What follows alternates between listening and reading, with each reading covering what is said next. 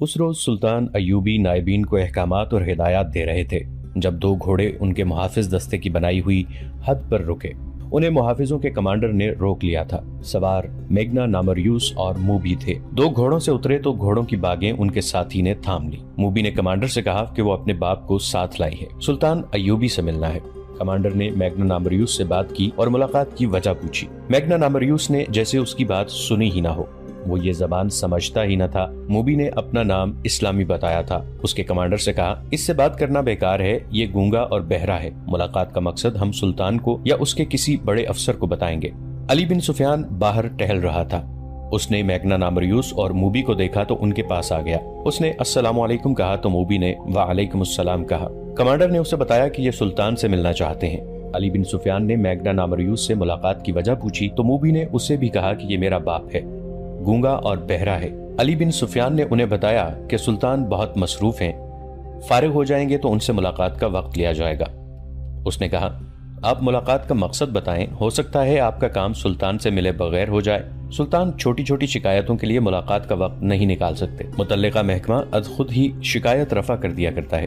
کیا سلطان ایوبی اسلام کی ایک مظلوم بیٹی کی فریاد سننے کے لیے وقت نہیں نکال سکیں گے؟ موبی نے کہا، مجھے جو کچھ کہنا ہے وہ میں انہی سے کہوں گی، مجھے بتائے بغیر آپ سلطان سے نہیں مل سکیں گی۔ علی بن سفیان نے کہا، میں سلطان تک آپ کی فریاد پہنچاؤں گا، وہ ضروری سمجھیں گے تو آپ کو اندر بلا لیں گے۔ علی بن سفیان انہیں اپنے کمرے میں لے گیا۔ موبی نے شمالی علاقے کے کسی قصبے کا نام لے کر کہا، 2 سال گزرے، سوڈانی فوج وہاں سے گزری، میں بھی لڑکیوں کے ساتھ فوج دیکھنے کے لیے باہر آ گئی۔ ایک کماندار نے اپنا گھوڑا موڑا اور میرے پاس آ کر میرا نام پوچھا۔ میں نے بتایا تو اس نے میرے باپ کو بلایا، اسے پرے لے جا کر کوئی بات کی۔ کسی نے کماندار سے کہا کہ یہ گونگا اور بہرا ہے۔ کماندار چلا گیا۔ شام کے بعد 4 سوڈانی فوجی ہمارے گھر آئے اور مجھے زبردستی اٹھا کر لے گئے اور کماندار کے حوالے کر دیا۔ اس کا نام بالیان ہے، وہ مجھے اپنے ساتھ لے آیا اور حرم میں رکھ لیا۔ اس کے پاس 4 اور لڑکیاں تھیں۔ میں نے اسے کہا کہ میرے ساتھ باقاعدہ شادی کر لے، لیکن اس نے مجھے شادی کے بغیر ہی بیوی بنائے رکھا۔ 2 سال اس نے مجھے اپنے پاس رکھا۔ سوڈانی فوج نے بغاوت کی تو بالیان چلا گیا، معلوم نہیں مارا گیا ہے یا قید میں ہے۔ آپ کی فوج اس کے گھر میں آئی اور ہم سب لڑکیوں کو یہ کہہ کر گھر سے نکال دیا کہ تم سب آزاد ہو۔ میں اپنے گھر چلی گئی، میرے باپ نے شادی کرنی چاہی تو سب نے مجھے قبول کرنے سے انکار کر دیا، کہتے ہیں کہ یہ حرم کی چھوڑی ہوئی ہڈی ہے، وہاں لوگوں نے میرا جینا حرام کر دیا ہے۔ ہم سرائے میں ٹھہرے ہیں، سنا تھا کہ سلطان سوڈانیوں کو زمینیں اور مکان دے رہے ہیں۔ مجھے آپ بالیان کی داشتہ یا اس کی بیوی سمجھ کر یہاں زمین اور مکان دے دیں تاکہ میں اس قصبے سے نکل آؤں، ورنہ میں خودکشی کر لوں گی یا گھر سے بھاگ کر کہیں طوائف بن جاؤں گی۔ اگر آپ کو زمین سلطان سے ملے بغیر مل جائے تو سلطان سے ملنے کی کیا ضرورت ہے؟ علی بن سفیان نے کہا، ہاں۔ موبی نے کہا، پھر بھی ملنے کی ضرورت ہے، اسے آپ عقیدت بھی کہہ سکتے ہیں۔ میں سلطان کو صرف یہ بتانا چاہتی ہوں کہ اس کی سلطنت میں عورت کھلونا بنی ہوئی ہے۔ دولت مندوں اور حاکموں کے ہاں شادی کا رواج ختم ہو گیا ہے۔ خدا کے لیے عورت کی عصمت کو بچاؤ اور عورت کی عظمت بحال کرو۔ سلطان سے یہ کہہ کر شاید میرے دل کو سکون آ جائے گا۔ میگنا نامریوس اسی طرح خاموش بیٹھا رہا جیسے اس کے کان میں کوئی بات نہیں پڑ رہی۔ علی بن سفیان نے موبی سے کہا کہ سلطان کو اجلاس سے فارغ ہونے دیں، پھر ان سے ملاقات کی اجازت لی جائے گی۔ یہ کہہ کر علی بن سفیان باہر نکل گیا۔ وہ بہت دیر بعد آیا اور کہا کہ وہ سلطان سے اجازت لینے جا رہا ہے۔ وہ سلطان ایوبی کے کمرے میں چلا گیا اور خاصی دیر بعد آیا۔ اس نے موبی سے کہا کہ اپنے باپ کو سلطان کے پاس لے جاؤ۔ اس نے انہیں سلطان ایوبی کا کمرہ دکھا دیا۔ کمرے میں داخل ہونے سے پہلے دونوں نے باہر کی طرف دیکھا۔ وہ غالباً قتل کے بعد وہاں سے نکلنے کا راستہ دیکھ رہے تھے۔ سلطان کمرے میں اکیلے تھے۔ انہوں نے دونوں کو بٹھایا اور موبی سے پوچھا، کیا تمہارا باپ پیدائشی گونگا اور بہرا ہے؟ ہاں سلطان محترم، موبی نے جواب دیا، یہ اس کا پیدائشی نقص ہے۔ سلطان ایوبی بیٹھے نہیں، کمرے میں ٹہلتے رہے اور بولے، میں نے تمہاری شکایت اور مطالبہ سن لیا ہے، مجھے تمہارے ساتھ پوری ہمدردی ہے، میں تمہیں یہاں زمین بھی دوں گا اور مکان بھی بنوا دوں گا۔ سنا ہے تم کچھ اور بھی مجھ سے کہنا چاہتی ہو، اللہ آپ کا اقبال بلند کرے۔ موبی نے کہا، آپ کو بتا دیا ہوگا کہ میرے ساتھ کوئی آدمی شادی نہیں کرتا۔ لوگ مجھے حرم کی چچوڑی ہوئی ہڈی، فاحشہ اور بدکار کہتے ہیں اور میرے باپ کو کہتے ہیں کہ اس نے بیٹی بیچ ڈالی تھی۔ آپ مجھے زمین اور مکان تو دے دیں گے، لیکن مجھے ایک خاوند کی ضرورت ہے جو میری عزت کی رکھوالی کرے۔ اس نے جھجک کر کہا، میں ایسی بات کہنے کی جرت نہیں کر سکتی، لیکن اپنی ماں باپ کی عرضداشت آپ تک پہنچانا چاہتی ہوں کہ اگر آپ میری شادی نہیں کرا سکتے تو مجھے اپنے حرم میں رکھ لیں۔ آپ میری عمر، میری شکل و صورت اور میرا جسم دیکھیں، کیا میں آپ کے قابل نہیں ہوں؟ یہ کہہ کر اس نے میگنا نامریوس کے کندھے پر ہاتھ رکھ کر دوسرا ہاتھ اپنے سینے پر رکھا اور سلطان ایوبی کی طرف اشارہ کیا۔ یہ اشارہ شاید پہلے سے طے شدہ تھا۔ میگنا نامریوس نے دونوں ہاتھ جوڑ کر سلطان ایوبی کی طرف کیے اور پھر موبی کے ہاتھ پکڑ کر سلطان ایوبی کی طرف بڑھائے، جیسے کہ وہ یہ کہہ رہا تھا کہ میری بیٹی کو قبول کر لو۔ میرا کوئی حرم نہیں لڑکی، سلطان ایوبی نے کہا، میں ملک سے حرم، قہبہانے اور شراب ختم کر رہا ہوں۔ بات کرتے کرتے انہوں نے اپنی جیب سے ایک سکہ نکالا اور ہاتھ میں اچھالنے لگے۔ انہوں نے کہا، میں عورت کی عزت کا محافظ بننا چاہتا ہوں۔ یہ کہتے کہتے وہ دونوں کی پیٹھ پیچھے چلے گئے اور سکہ ہاتھ سے گرا دیا۔ ٹن کی آواز آئی تو میگنا نامریوس نے چونک کر پیچھے دیکھا اور پھر فوراً ہی سامنے دیکھنے لگا۔ صلاح الدین ایوبی نے تیزی سے اپنے کمر بند سے 1 فٹ لمبا خنجر نکال کر اس کی نوک میگنا نامریوس کے گردن پر رکھ دی اور موبی سے کہا، یہ شخص میری زبان نہیں سمجھتا، اسے کہو کہ اپنے ہاتھ سے اپنا ہتھیار پھینک دے۔ اس نے ذرا سی پسو پیش کی تو یہاں سے تم دونوں کی لاشیں اٹھائی جائیں گی۔ موبی کی آنکھیں حیرت اور خوف سے کھل گئیں۔ اس نے اداکاری کا کمال دکھانے کی کوشش کی اور کہا، میرے باپ کو ڈرا دھمکا کر آپ مجھ پر کیوں قبضہ کرنا چاہتے ہیں؟ میں تو خود ہی اپنے آپ کو پیش کر رہی ہوں۔ تم جب محاذ پر میرے سامنے آئی تھیں تو تم میری زبان نہیں بولتی تھی، سلطان ایوبی نے کہا اور خنجر کی نوک میگنا نامریوس کی گردن پر رکھے رکھی۔ اس نے کہا، کیا تم اتنی جلدی یہاں کی زبان بولنے لگی ہو؟ اسے کہو ہتھیار فوراً باہر نکال دے۔ موبی نے اپنی زبان میں میگنا نامریوس سے کچھ کہا تو اس نے چوغے کے اندر ہاتھ ڈال کر خنجر باہر نکالا، جو اتنا ہی لمبا تھا جتنا سلطان ایوبی کا تھا۔ سلطان نے اس کے ہاتھ سے خنجر لے لیا اور اپنا خنجر اس کی گردن سے ہٹا کر کہا، باقی 6 لڑکیاں کہاں ہیں؟ آپ نے مجھے پہچاننے میں غلطی کی ہے، موبی نے کانپتی ہوئی آواز میں کہا، میرے ساتھ کوئی اور لڑکی نہیں۔ آپ کون سی 6 لڑکیوں کی بات کر رہے ہیں؟ مجھے خدا نے آنکھیں دی ہیں، سلطان ایوبی نے کہا، اور خدا نے مجھے ذہن بھی دیا ہے جس میں وہ چہرے نقش ہو جاتے ہیں جنہیں ایک بار آنکھ دیکھ لیتی ہے۔ تمہارا چہرہ جو آدھا نقاب میں ہے میں نے پہلے بھی دیکھا ہے۔ تمہیں اور تمہارے اس ساتھی کو خدا نے اتنا ناقص ذہن دیا ہے کہ جس کام کے لیے تم آئے تھے تم اس قابل نہیں۔ سرائے میں تم دونوں خامند اور بیوی تھے، یہاں آ کر تم باپ اور بیٹی بن گئے، مگر تم ہو کچھ بھی نہیں، اور تمہارا ایک ساتھی باہر گھوڑے کے پاس کھڑا ہے اور وہ تمہارا نوکر نہیں، اسے گرفتار کر لیا گیا ہے۔ یہ کمال علی بن سفیان کا تھا۔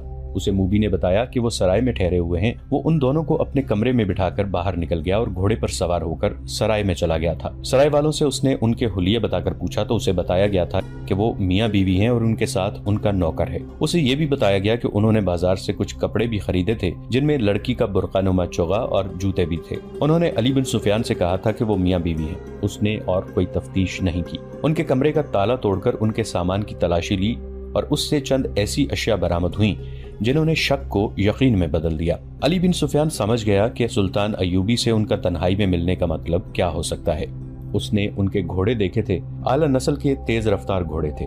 سرائے والے سے ان کے گھوڑوں کے متعلق پوچھا گیا تو اس نے بتایا کہ یہ تینوں مسافر اونٹوں پر آئے تھے اور یہ گھوڑے لڑکی نے یہ کہہ کر منگوائے تھے کہ نہایت اچھے ہوں اور تیز رفتار ہوں۔ سرائے والے نے یہ بھی بتایا کہ لڑکی کا خاوند گونگا ہے اور نوکر بھی گونگا معلوم ہوتا ہے، وہ کسی سے بات نہیں کرتا، دراصل وہ بھی یہاں کی زبان نہیں جانتا تھا۔ علی بن سفیان نے واپس آ کر دیکھا کہ اجلاس ختم ہو گیا ہے تو وہ سلطان ایوبی کے پاس چلا گیا، اسے ان کے متعلق بتایا اور کہانی بھی سنائی جو لڑکی نے اسے سنائی تھی۔ پھر سرائے سے جو معلومات اس نے حاصل کی تھیں اور ان کے سامان سے جو مشکوک چیزیں برآمد کی تھیں وہ دکھائیں اور اپنی رائے یہ دی کہ آپ کو قتل کرنے کے لیے آئے ہیں، آپ سے تنہائی میں ملنا چاہتے ہیں۔ انہوں نے یہ منصوبہ بنایا ہوگا کہ آپ کو قتل کر کے نکل جائیں گے۔ جتنی دیر میں کسی کو پتہ چلے گا اتنی دیر میں وہ تیز رفتار گھوڑوں پر سوار ہو کر شہر سے دور جا چکے ہوں گے، اور یہ بھی ہو سکتا ہے کہ وہ لوگ آپ کو اتنی خوبصورت لڑکی کے چکر میں ڈال کر خوابگاہ میں قتل کرنا چاہتے ہوں۔ سلطان ایوبی سوچ میں پڑ گئے، پھر کہا، انہیں ابھی گرفتار نہ کرو، میرے پاس بھیج دو۔ علی بن سفیان نے انہیں اندر بھیج دیا اور خود سلطان کے کمرے کے دروازے کے ساتھ لگا کھڑا رہا۔ اس نے محافظ دستے کے کمانڈر کو بلا کر کہا، ان دونوں گھوڑوں کو اپنے گھوڑوں کے ساتھ باندھ دو اور زینے اتار دو۔ ان کے ساتھ جو آدمی ہے اسے اپنی حراست میں بٹھا لو، اس کی تلاشی لو، اس کے کپڑوں کے اندر خنجر ہوگا، وہ اس سے لے لو۔ ان احکام پر عمل ہو گیا۔ میگنا نامریوس کا ساتھی گرفتار ہو گیا، اس سے ایک خنجر برآمد ہوا، گھوڑوں پر بھی قبضہ کر لیا گیا، اور جب انہیں سلطان ایوبی کے کمرے میں داخل کیا گیا تو باتوں باتوں میں سلطان نے ایک سکہ فرش پر پھینک کر یقین کر لیا کہ یہ شخص بہرا نہیں۔ سکے کی آواز پر اس نے فوراً پیچھے مڑ کر دیکھا تھا۔ صلاح الدین ایوبی نے لڑکی سے کہا، اسے کہو کہ میری جان صلیبیوں کے خدا کے ہاتھ میں نہیں، میرے اپنے خدا کے ہاتھ میں ہے۔ موبی نے اپنی زبان میں میگنا نامریوس سے بات کی تو اس نے چونک کر کچھ کہا۔ موبی نے سلطان ایوبی سے کہا، یہ کہتا ہے کیا آپ کا خدا کوئی اور ہے، اور کیا مسلمان بھی خدا کو مانتے ہیں؟ اسے کہو مسلمان اس خدا کو مانتے ہیں جو سچا ہے اور سچے عقیدے والوں کو عزیز رکھتا ہے۔ سلطان ایوبی نے کہا، مجھے کس نے بتایا ہے کہ تم دونوں مجھے قتل کرنے آئے ہو؟ میرے خدا نے۔ اگر تمہارا خدا سچا ہوتا تو تمہارا خنجر مجھے ہلاک کر چکا ہوتا۔ میرے خدا نے تمہارا خنجر میرے ہاتھ میں دے دیا ہے۔ اس نے ایک تلوار کہیں سے نکالی اور چند اور اشیاء انہیں دکھا کر کہا، یہ تلوار اور چیزیں تمہاری ہیں، یہ تمہارے ساتھ سمندر پار سے آئی ہیں، تم سے پہلے یہ مجھ تک پہنچ گئی ہیں۔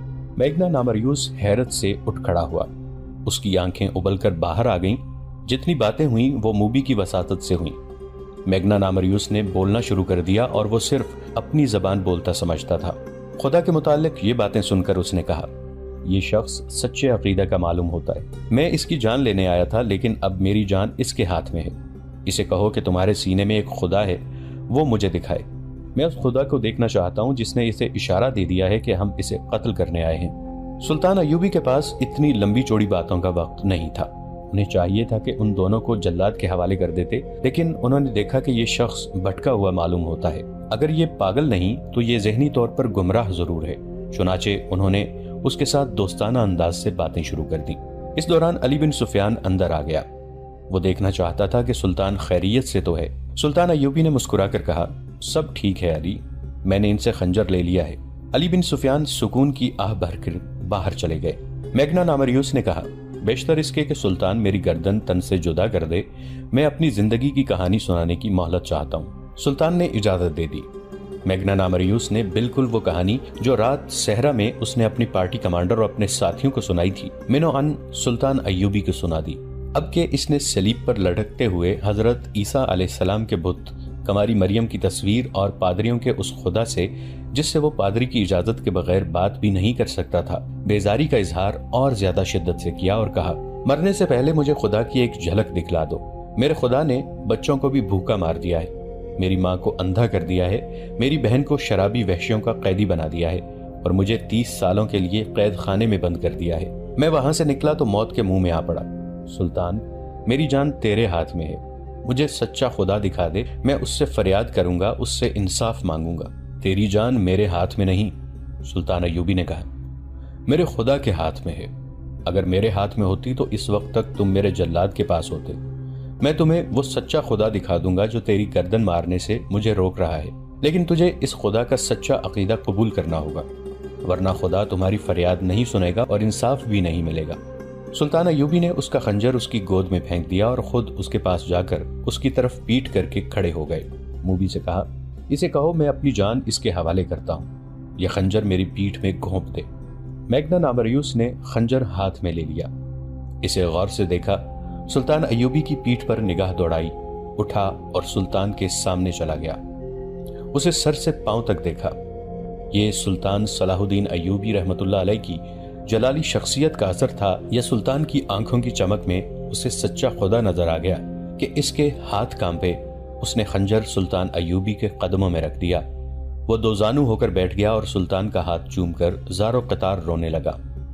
موبی سے کہا، اسے کہو یا تو یہ خود خدا ہے یا اس نے خدا کو اپنے سینے میں قید کر رکھا ہے، اسے کہو مجھے اپنا خدا دکھا دو۔ سلطان ایوبی نے اسے اٹھایا اور سینے سے لگا کر اپنے ہاتھ سے اس کے آنسو پونچھے۔ وہ تو بھٹکا ہوا انسان تھا، اس کے دل میں مسلمانوں کے خلاف نفرت بھر دی گئی تھی اور اسلام کے خلاف زہر ڈالا گیا تھا۔ پھر حالات نے اسے اپنے مذہب سے بیزار کیا۔ یہ ایک قسم کا پاگل انسان تھا اور ایک تشنگی تھی جو اسے ایسی خطرناک مہم پر لے آئی تھی۔ سلطان ایوبی اسے بے گناہ سمجھتے تھے لیکن اسے آزاد بھی نہ کیا بلکہ اپنے پاس رکھ لیا۔ موبی باقاعدہ ٹریننگ لے کر آئی تھی اور مفرور جاسوسہ تھی۔ یہ وہ 7ویں لڑکی تھی جس نے صلیبیوں کا پیغام سوڈانیوں تک پہنچایا اور بغاوت کرائی تھی۔ وہ ملک کی دشمن تھی، اسے اسلامی قانون نہیں بخش سکتا تھا۔ سلطان نے اسے اور اس کے ساتھی کو علی بن سفیان کے حوالے کر دیا۔ تفتیش میں دونوں نے اقبال جرم کر لیا اور یہ بھی بتا دیا کہ رسد کے قافلے کو انہوں نے ہی لوٹا تھا اور لڑکیوں کو بھی انہوں نے ہی آزاد کرایا تھا اور محافظ دستے کو ہلاک کیا تھا اور بالیان اور اس کے ساتھیوں کو بھی انہوں نے ہی ہلاک کیا تھا۔ یہ تفتیش 3 دن جاری رہی۔ اس دوران میگنا نامریوس کا دماغ روشن ہو چکا تھا۔ ایک بار اس نے سلطان ایوبی سے پوچھا، کیا آپ نے اس لڑکی کو مسلمان کر کے حرم میں داخل کر لیا ہے؟ آج شام کو اس سوال کا جواب دوں گا۔ سلطان ایوبی نے جواب دیا۔ شام کے وقت سلطان ایوبی نے میگنا نامریوس کو ساتھ لیا اور کچھ دور لے جا کر ایک احاطے میں لے گئے۔ لکڑی کے 2 تختے پڑے تھے، ان پر سفید چادریں پڑی ہوئی تھیں۔ سلطان ایوبی نے چادروں کو ایک طرف سے اٹھا دیا اور میگنا نامریوس کو دکھایا۔ اس کے چہرے کا رنگ بدل گیا۔ اس کے سامنے موبی کی لاش پڑی تھی اور دوسرے تختے پر اس کے ساتھی کی لاش تھی۔ سلطان ایوبی نے موبی کے سر پر ہاتھ رکھ کر پیچھے کھینچا، گردن کندھے سے جدا تھی۔ انہوں نے میگنا نامریوس سے کہا، میں اسے بخش نہیں سکتا تھا، تم اسے اپنے ساتھ لائے تھے کہ میں اس کے حسن اور جسم پر فدا ہو جاؤں گا، مگر اس کا جسم مجھے ذرہ بھر بھی اچھا نہیں لگا تھا۔ یہ ناپاک جسم تھا، اب یہ مجھے اچھا لگ رہا ہے۔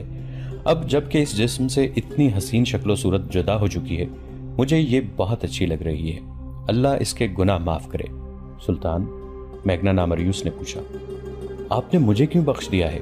اس لیے کہ تم مجھے قتل کرنے آئے تھے، سلطان ایوبی نے جواب دیا، مگر یہ میرے قوم کے کردار کو قتل کرنے آئی تھی، اور تمہارا یہ ساتھی بھی سوچے سمجھے منصوبے کے تحت بہت سے لوگوں کا قاتل بنا، اور تم نے میرا خون بہا کر خدا کو دیکھنا چاہا تھا۔ چند ہی دنوں بعد میگنا نامریوس سیف اللہ بن گیا، جو بعد میں سلطان ایوبی کے محافظ دستے میں شامل ہوا، اور جب سلطان ایوبی خالق حقیقی سے جا ملے تو سیف اللہ نے زندگی کے آخری 17 برس سلطان صلاح الدین ایوبی کی قبر پر گزار دیے۔ آج کسی کو بھی معلوم نہیں کہ سیف اللہ کی قبر کہاں ہے۔ قاہرہ سے 1.5-2 میل دور، جہاں ایک طرف ریت کے ٹیلے اور باقی ہر طرف صحرا ریت کے سمندر کی مانند افق تک پھیلا ہوا تھا، انسانوں کے سمندر تلے دب گیا تھا۔ یہ لاکھوں انسانوں کا ہجوم تھا۔ ان میں شتر سوار بھی تھے اور گھوڑا سوار بھی۔ بہت سے لوگ گدھوں پر بھی سوار تھے۔ تعداد ان کی زیادہ تھی جن کے پاس کوئی سواری نہیں تھی۔ لاتعداد ہجوم 4-5 دنوں سے صحرا کی اس وسعت میں جمع ہونا شروع ہو گیا تھا۔